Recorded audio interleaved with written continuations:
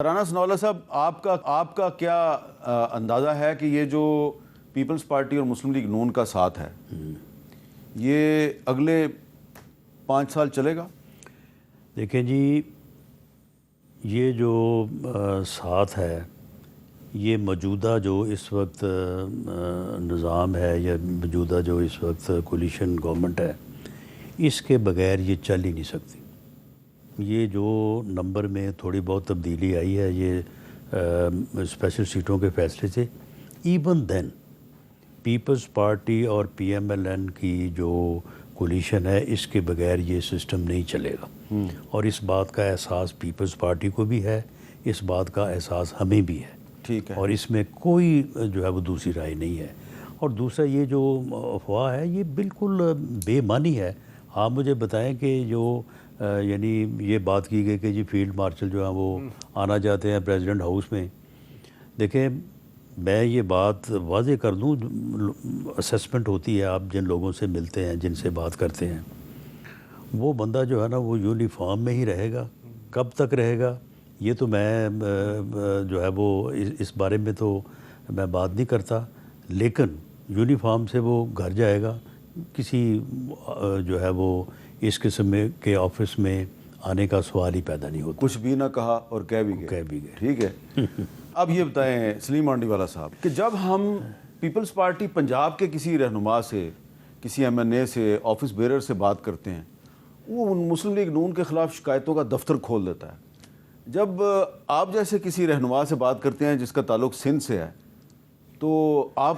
بڑی نارمل باتیں کرتے ہیں، آپ کہتے ہیں نہیں ہمارا کوئی مسئلہ نہیں، ہم چلیں گے، اختلاف ہوتا رہتا ہے۔ تو یہ کیا پیپلز پارٹی پنجاب جو ہے اس کا کیا پرابلم ہے پھر؟ نہیں، دیکھیں، پیپلز پارٹی پنجاب کا پرابلم یہ ہے کہ ان کی جو ریکوائرمنٹس ہیں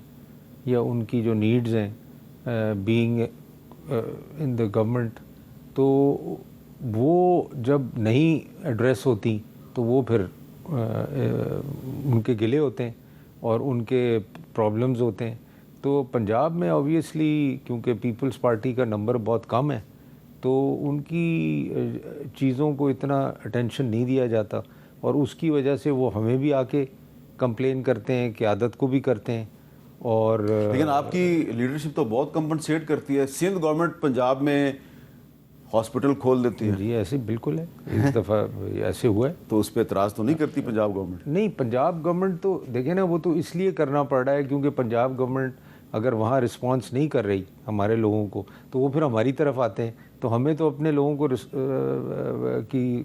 ایشوز کو سننا ہے اور ان کو جو چیزیں کرنی ہیں وہ ہمیں کرنی ہے۔ تو رانا صاحب اس میں اگین مطلب یہ اٹس پارٹ آف، ٹھیک ہے، بات سمجھ آ رہی ہے۔ میر صاحب بات یہ ہے کہ سیاست تو پیپلز پارٹی نے کرنی ہے اور پی ایم ایل این نے بھی کرنی ہے۔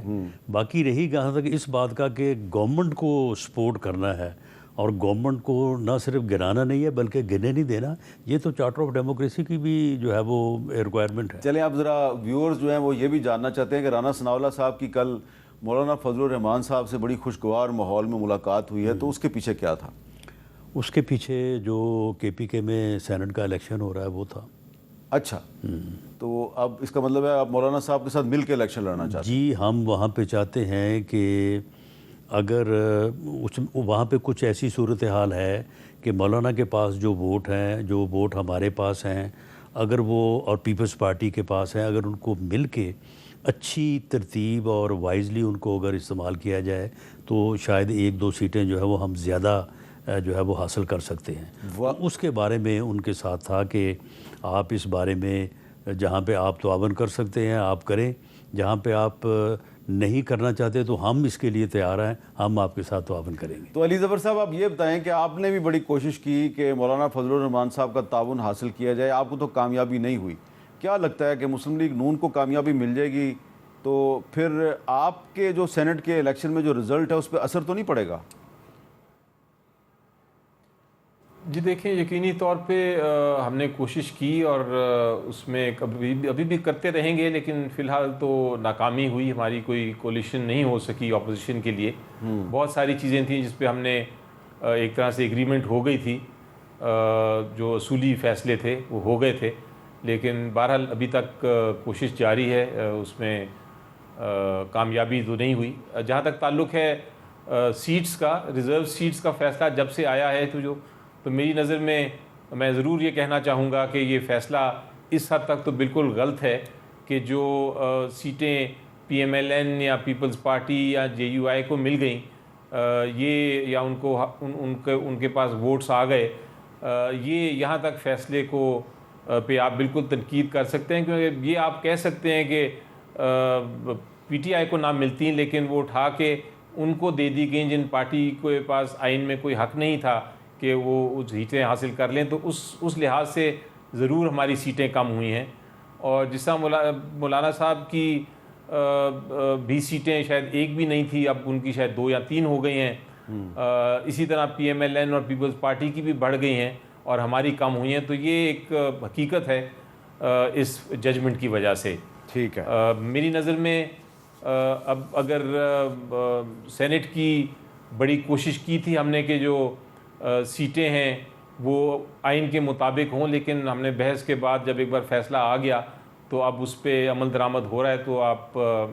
سامنے ہے آپ کے، اگر یہ کسی نتیجے میں کسی ریویو میں یا کسی طریقے سے یہ ججمنٹ ریورس ہوتی ہے تو پھر اس کا بڑا امپیکٹ ہوگا، یہ سیٹیں پھر واپس ہونی پڑیں گی، لیکن فی الحال تو یہ قانون کے مطابق یہی ہوگا کہ الیکشنز ہونے والے ہیں اور اس میں وہ سیٹیں تبدیل ہوں گی۔ علی زفر صاحب بہت بہت شکریہ آپ کا، لیکن آپ کو بھی پتہ ہے کہ یہ اب فیصلہ دوبارہ تو ریورس نہیں ہو سکتا، کیونکہ پہلے ایک سپریم کورٹ کا فیصلہ تھا، پھر وہ تبدیل ہوا، پھر ایک نیا فیصلہ آیا، تو تیسری دفعہ تو نہیں نا فیصلہ ریورس ہو سکتا۔